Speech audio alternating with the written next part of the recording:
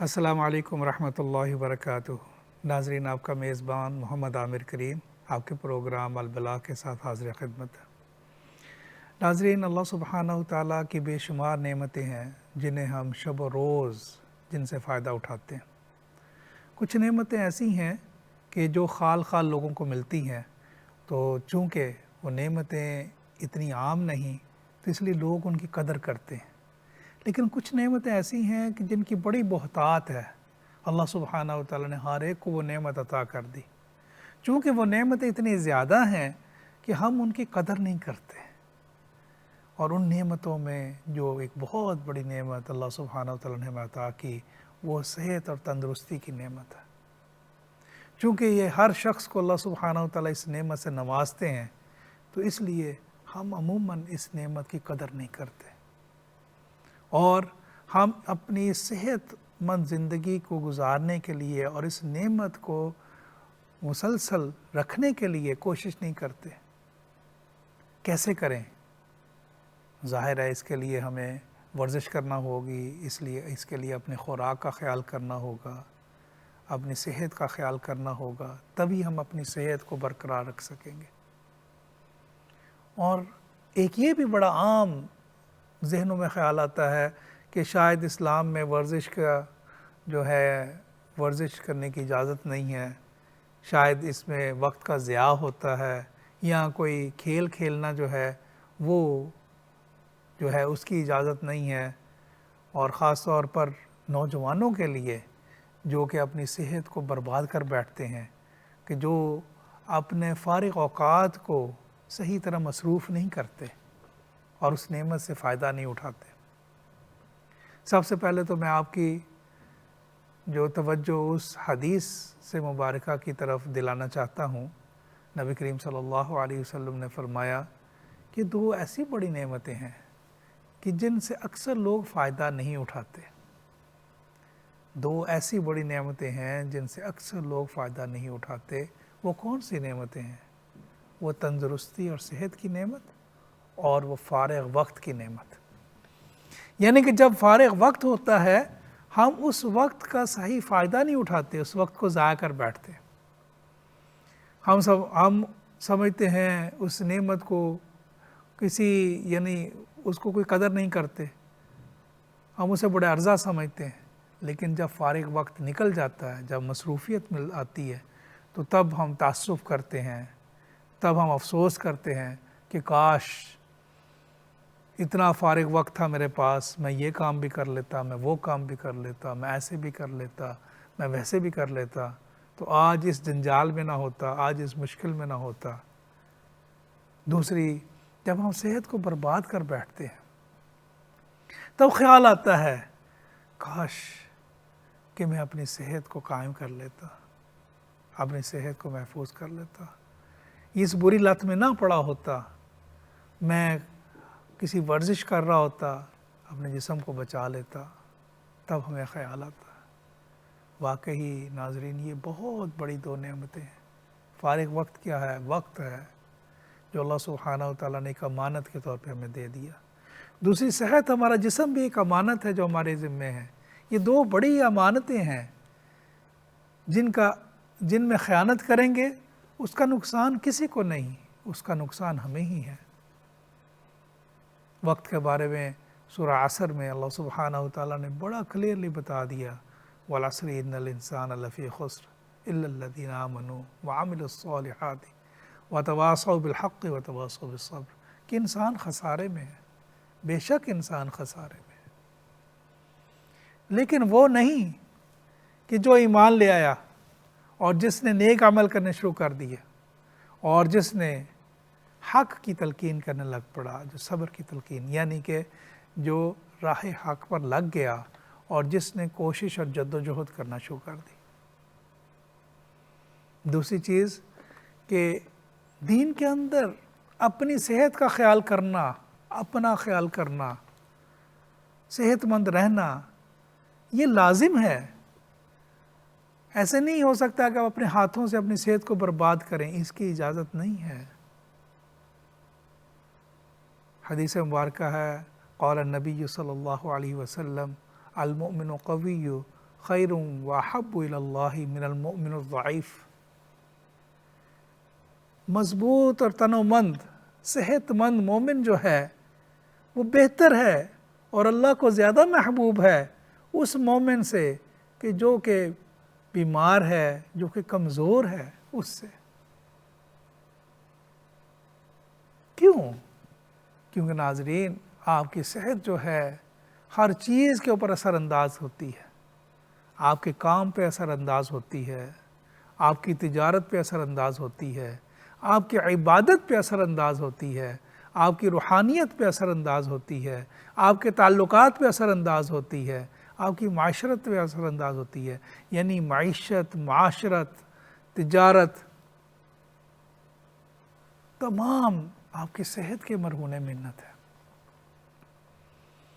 اگر آپ صحت مند نہیں ہیں تو چاہے جتنے مرضی ملین کا آپ کا کاروبار ہے آپ اس کاروبار کو نہیں دیکھ سکتے۔ صحت مند نہیں ہیں آپ عبادات نہیں کر سکتے۔ کیا ہے عبادت کی کیا کنڈیشنز ہیں؟ ہر عبادت میں آپ دیکھیں تو اللہ سبحانہ و تعالیٰ نے کیا کنڈیشنز ہمیں دی ہیں کہ اس عبادت کرنے کے قابل ہو۔ حج کرنے کی کیا کنڈیشن ہیں کہ آپ کے پاس ذات راہ موجود ہو، آپ کے پاس اتنے وسائل ہوں حج کرنے کے، اتنے فنڈز اویلیبل ہوں، مقروض نہ ہوں آپ، اور آپ اتنے صحت مند ہوں کہ آپ اس کو کر لیں۔ نہیں تو کیا ہے لاچارگی میں کیا مزہ آئے گا؟ کسی نے لاچارگی میں اس فرض کو ادا کرنے کی کوشش کی جیسے کہ نماز ہے، لاچارگی میں نماز ادا کر لی تو وہ رکوع اور سجود کے مزے، وہ قیام کے مزے، وہ تو انسان نہیں اٹھا سکتا پھر۔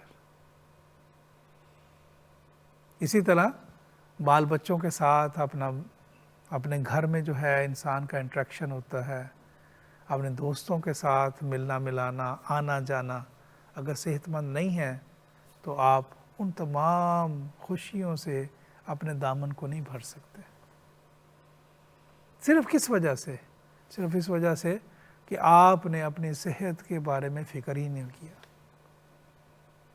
اور ناظرین یہ بڑی ہی تکلیف کی بات ہے، میں آپ کو بتاؤں کہ ہمارے خاص طور پر ہماری ایشین کمیونٹی میں ہم اپنی صحت کے بارے میں زیادہ فکر نہیں کرتے۔ ہم عموماً مساجد میں یہ ہوتا ہے کہ مختلف ورکشاپس ہوتی ہیں اور مختلف شعبہ طب سے بھی لوگ آتے ہیں، وہ آگہی کے بارے میں لیکچرز دیتے ہیں، تو وہ چیز سامنے آتی ہے کہ ہمارے مسلمان بھائی جو ہیں وہ بہت زیادہ چیزوں کے بارے میں کنسرن ہی نہیں اور پتہ ہی نہیں۔ زیادہ تر لوگ جو ہیں وہ ذیابیطس کے مریض ہیں یا بلڈ پریشر کے مریض ہیں یا عارضۂ دل میں مبتلا ہیں یا اور بہت ساری بیماریوں میں مبتلا ہیں یا وزن زیادہ ہے یا ڈپریشن میں ہیں۔ یہ تمام چیزیں جو ہیں صحت نہ ہونے کی وجہ سے، اور بڑی تکلیف ہوتی ہے کہ ہمارا دین ہمیں جو کہ ہمیں اتنا زبردست رہنمائی کرتا ہے اس بارے میں، ہم اس رہنمائی سے فائدہ نہیں اٹھاتے، اس رہنمائی سے فائدہ نہیں اٹھاتے اور اپنی زندگی کو نہیں بناتے، اپنی صحت مند زندگی نہیں گزارتے۔ اس کا نقصان ہماری ہر چیز پہ آتا ہے، ہمارے کام پہ آتا ہے ہمارا اس کا نقصان، ہماری عبادات پہ آتا ہے اس کا نقصان، ہماری معاشرتی زندگی میں آتا ہے اس کا نقصان۔ صرف اتنی سی وجہ ہے کہ ہم اس کی اہمیت کو نہیں جانتے۔ اور خاص طور پہ کھیلوں کے بارے میں تو عام یہ ذہن میں پایا جاتا ہے کہ شاید یہ وقت کا ضیاع ہے۔ آج اس میں پروگرام کی وساطت سے میں کھیلوں کے بارے میں بات کرنا چاہ رہا ہوں۔ میں بات کرنا چاہ رہا ہوں کیسے اپنے جسم کو آپ تنومند اور توانا رکھیں، اور اس کے بارے میں کتنی زیادہ نبی کریم صلی اللہ علیہ وسلم نے تاکید فرمائی ہے، اور نبی کریم صلی اللہ علیہ وسلم نے بذات خود اس کے اوپر کتنی محنت کی ہے. صحابہ اکرام نے اپنے آپ کو فٹ رکھنے کے لیے، اپنے آپ کو ایکٹیو رکھنے کے لیے اس کے اوپر کتنی توجہ کی ہے، اس کے بارے میں آج کلام کریں گے. ناظرین، ایک دعا ہے نبی کریم صلی اللہ علیہ وسلم اکثر یہ دعا پڑھا کرتے تھے. اللہم انی اعوذ بک من الہم والحزن والعجز والکسل والجبن والبخل وغلبۃ الدین وقہر الرجال. مفہوم اس کا یہ ہے کہ اللہ میں پناہ مانگتا ہوں پریشانی سے اور دکھ سے اور عاجز آ جانے سے، کہ میں کسی کام کو نہ کر سکوں اس سے میں عاجز آ جاؤں، عاجزی سے، کسل سے، سستی سے. اے اللہ میں پناہ مانگتا ہوں، سستی سے میں پناہ مانگتا ہوں. اے اللہ میں بزدلی سے پناہ مانگتا ہوں، اور اے اللہ میں قرض سے پناہ مانگتا ہوں. اے اللہ میں لوگوں کے غلبے کے سے پناہ مانگتا ہوں. یہ وہ دعا ہے جو نبی کریم صلی اللہ علیہ وسلم شب و روز کیا کرتے تھے. یعنی سستی بذات خود ایک بیماری ہے کہ سست پڑے رہنا. کوئی پہلوان سے پہلوان بھی اگر اپنے آپ کو کام میں نہیں لگاتا، سست کسی جگہ پڑ جاتا ہے اور موومنٹ بند کر دیتا ہے، چلنا پھرنا اپنے آپ کو روک لیتا ہے، تو وہ دنوں میں بھی بیمار پڑ جائے گا. دنوں میں اس کا جسم اسے کام کرنا چھوڑ دے گا. تو اپنے آپ کو چست رکھنا. چست کیوں رکھنا؟ کیونکہ اگر آپ چست ہوں گے تو آپ اپنے امور کو بہتر طور پر سر انجام دے سکیں گے. آپ اللہ کی بندگی کو بڑے اچھے طریقے سے کر سکیں گے. آپ عبادت بڑے اچھے طریقے سے کر سکیں گے. آپ اپنے گھر کا بوجھ اٹھا سکیں گے. اگر آپ بیمار ہوں گے اور اگر آپ ڈپریشن میں ہیں، کوئی کام نہیں، دل نہیں لگتا، کام نہیں کر پا رہے، تو اس کا نقصان کیا ہے؟ اس کا نقصان، روحانی نقصان بھی آپ اٹھاتے ہیں، اس کا سماجی نقصان بھی آپ اٹھاتے ہیں، اس کا معاشی نقصان بھی آپ اٹھاتے ہیں. معاشی نقصان یہ اٹھاتے ہیں کہ آپ کی انکم کم ہو جاتی ہے، کم کماتے ہیں آپ. یعنی کہ آپ کی صحت کے اوپر بہت ساری چیزیں جو ہیں وہ ان کا انحصار ہے. کہ اگر آپ صحت مند ہیں تو وہ تمام امور بہتر طریقے سے ہو رہے ہوں گے، اور اگر آپ صحت مند نہیں ہیں تو وہ تمام امور جو ہیں ان میں تعطل آ جائے گا، وہ اچھے طریقے سے نہیں ہو سکیں گے. اسی لیے نبی کریم صلی اللہ علیہ وسلم نے اپنی صحت کے بارے میں، کھیلوں کے بارے میں، کہ کھیل کے اپنے آپ کو صحت مند رکھنا، اس کی بڑی تاکید فرمائی ہے. بلکہ نبی کریم صلی اللہ علیہ وسلم خود کھیلتے تھے، خود کھیلوں میں شریک ہوتے رہے، بذات خود کھیلوں میں شریک ہوتے رہے. سبحان اللہ.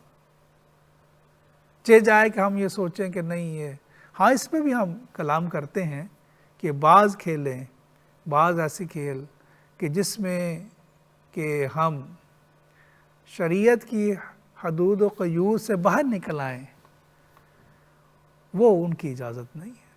وہ تو ہر مسلمان کو پتہ ہے. وہ تو کسی چیز میں بھی کہ آپ تجارت چھوڑ دیں گے، ایسی تجارت جو کہ شریعت کی حدود سے باہر ہے، اس کی اجازت نہیں، سب کو پتہ ہے. ہم تجارت کرتے ہیں اور ہمیں پتہ ہے کہ ہماری یہ شریعت کی یہ حدود ہیں، ان حدود کے اندر میں نے حلال کمانا ہے، میں کماتا ہوں. ہم سب لوگ ہی کام کرتے ہیں، کیا ہم چھوڑ دیتے؟ نہیں، ہمیں پتہ ہے یہ ہماری حدود ہیں، اس کے اندر رہنا. اسی طرح کھیلوں کے بارے میں ہمیں پتہ ہے کہ یہ ہماری حدود ہیں، ان حدود کے اندر رہتے ہوئے ہم نے اپنے آپ کو تنومند توانا رکھنا ہے.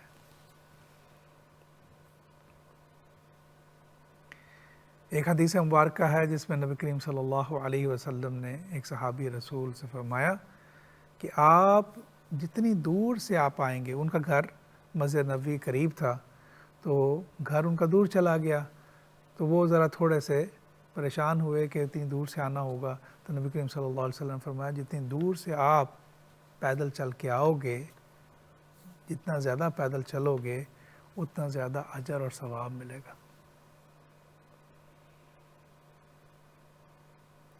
یعنی کہ نبی کریم صلی اللہ علیہ وسلم نے پیدل چلنے کی اس کی ہدایت کی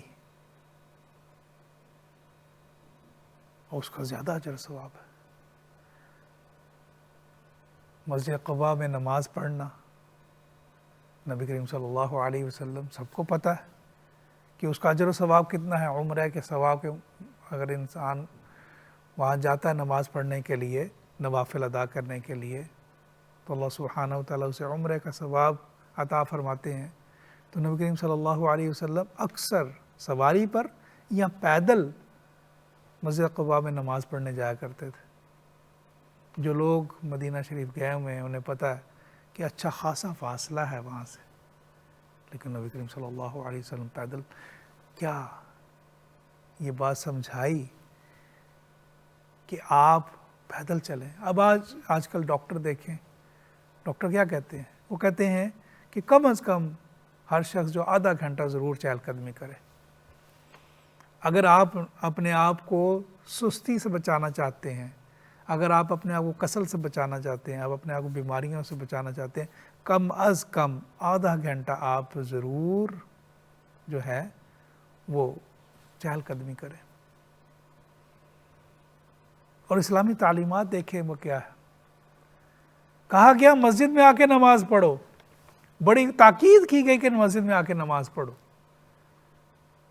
بلکہ یہاں تک کہا گیا، نبی کریم صلی اللہ علیہ وسلم نے فرمایا کہ میرا جی چاہتا ہے کہ میں کسی کو اپنی جگہ کھڑا کر دوں، نماز کا وقت ہو، کسی کو کھڑا کروں کہ وہ نماز یہاں پڑھائیں اور میں باہر نکلوں اور ان لوگوں کے گھروں کو آگ لگا دوں جو بغیر کسی وجہ سے، بغیر کسی ضرورت سے، بغیر کسی تکلیف سے اپنے گھروں میں نماز پڑھ رہے ہیں۔